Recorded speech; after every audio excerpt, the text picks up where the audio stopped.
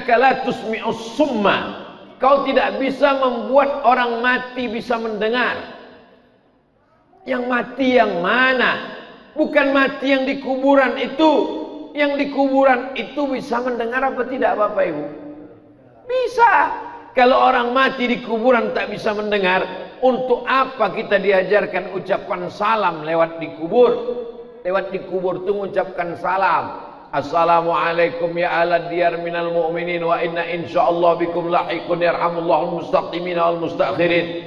Lewat kubur mengucapkan salam itu menunjukkan orang yang dikubur bisa mendengar.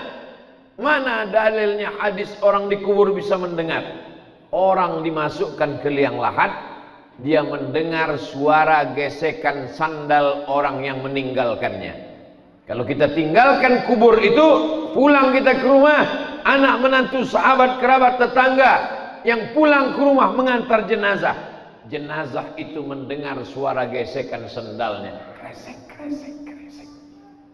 Bayangkan kita di kamar sendirian, gelap, mati lampu, kita dengar suara gesekan sendal orang jauh meninggalkan kita. Begitulah sunyinya di liang lahat. Siapa yang menemani kita di alam kubur? Satu cuman, wa amaluhu. Sedekah, baca Quran, zikir, sholat berjamaah, berbentuk wujud makhluk yang akan menemani kita di liang lahat, liang kubur. Apa kata dia? Aku adalah amalmu. Kalau amalnya baik, sholatnya khusyuk, zikirnya banyak, sholawatnya bagus, sedekahnya melimpah ruah, akulah amalmu yang baik, bentuknya pun baik. Tapi kalau dia mabuk, berzina, minum khamar, membicarakan aib orang lain, berbentuk makhluk yang jahat, yang buruk, yang jelek, yang menakutkan. Siapa engkau? Akulah perbuatanmu yang dulu. Apa kau tak ingat dengan aku? Maka semuanya akan kita jadikan sebagai sahabat. Yarji'usnani, yang menemani orang sampai ke liang lahat ada 3. Yarji'usnani, yang 2 pulang ke rumah. Yang pulang ke rumah ahluhu, keluarganya.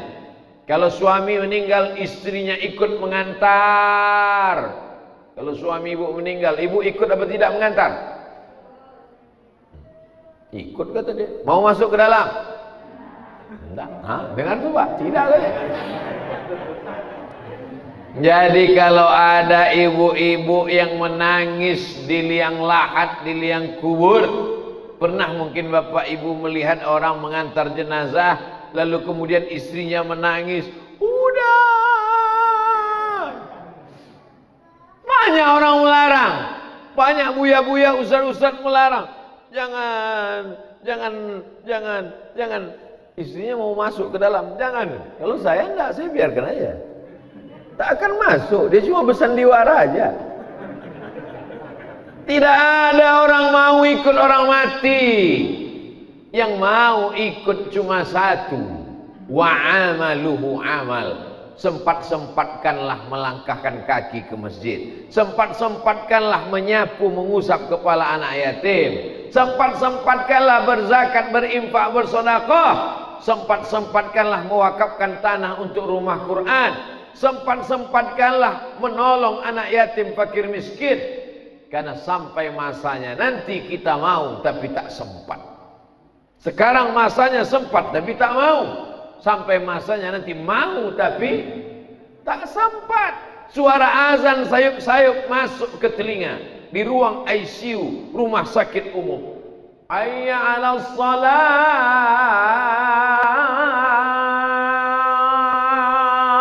Mau ke masjid tapi tak mampu. Kaki terbaring. Kena penyakit apa? COVID-22. COVID-19 balik, sudah lewat, sudah. Bermutasi. Bermutasinya apa? Berkembang lebih canggih dari sebelumnya. Amboko bodoh dalam masalah virus. Jadi yang mau tanya ke dokter, Pak dokter, kenapa orang sudah vaksin 2 kali tetap kena COVID? Karena COVID-nya bermutasi, Pak Ustadz. Mutasi itu apa? Payah lo jalekan ke profesor lo kayaknya. Berkembang lebih dari yang terpikirkan manusia. Dulu orang cukup dengan cuci tangan, pakai masker, insya Allah selamat. Kenapa? Karena COVID tidak masuk ke telinga. COVID hanya masuk ke mulut dan ke hidung. Itu maka dua kan ditutup. Bayangkan kalau nya bermutasi masuk ke telinga.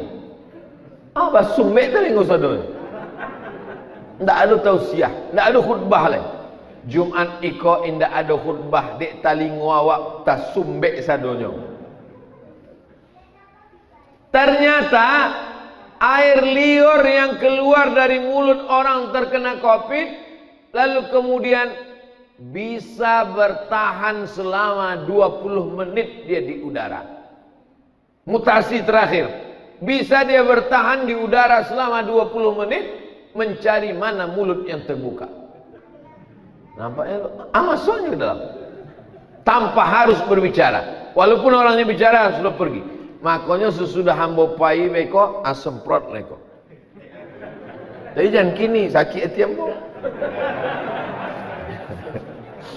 Bapak Ibu yang dimuliakan Allah Subhanahu wa taala.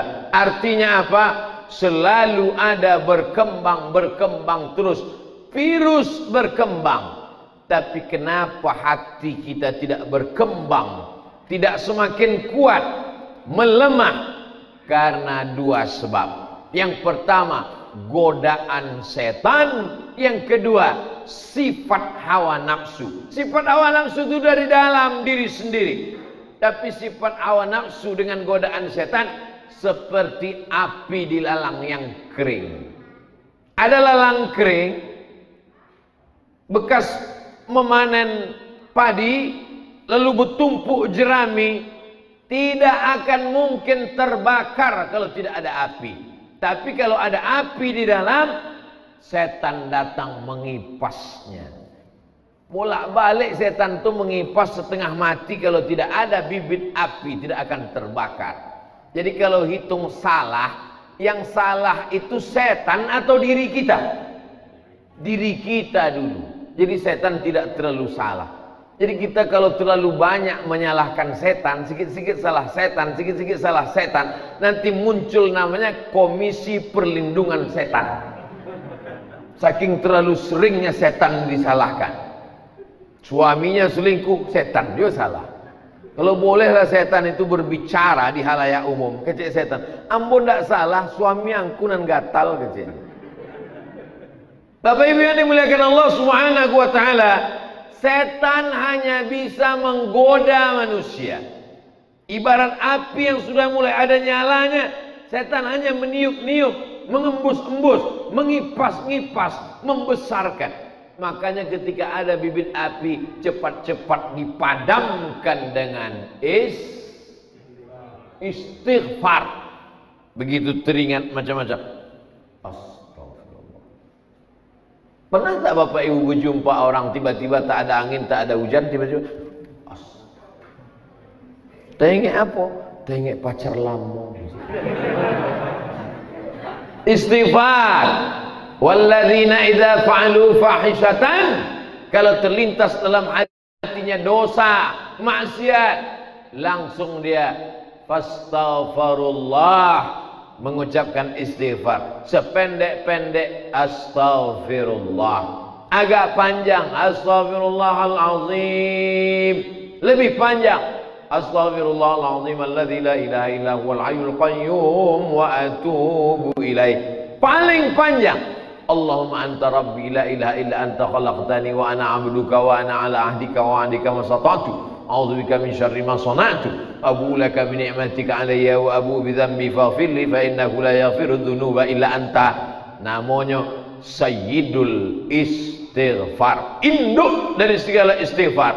Dibaca pagi, dijaga Allah sampai sore. Dibaca sore, dijaga Allah sampai malam. Dibaca tengah malam, dijaga Allah sampai subuh. Amalan-amalan ini adalah hisnul hasin, benteng.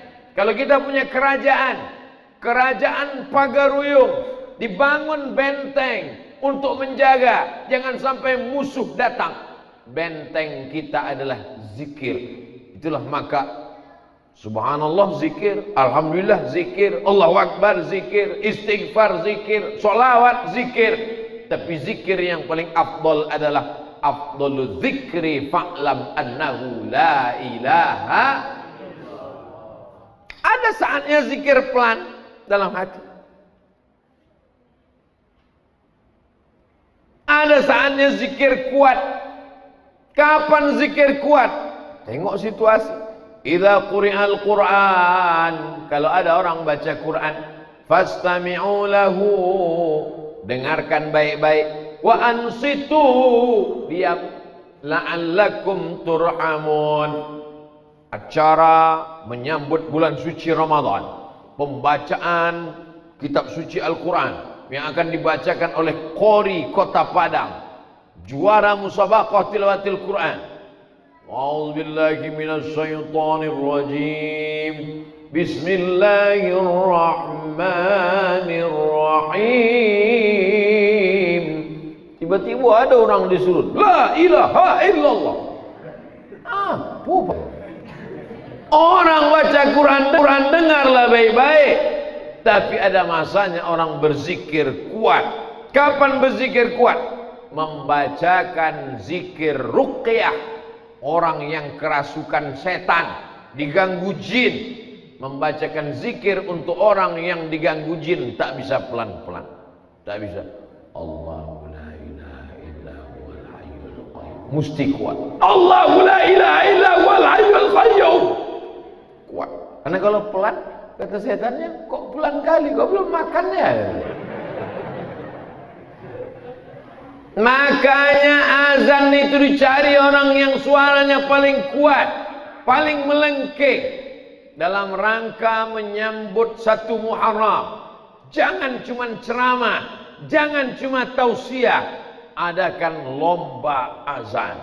Lomba azan 1 Kota Padang untuk surau Langgar Musola. Yang juara akan diberangkatkan umroh. Setuju? Bapak ibu setuju, anaknya tak setuju, tahu dia takkan berangkat.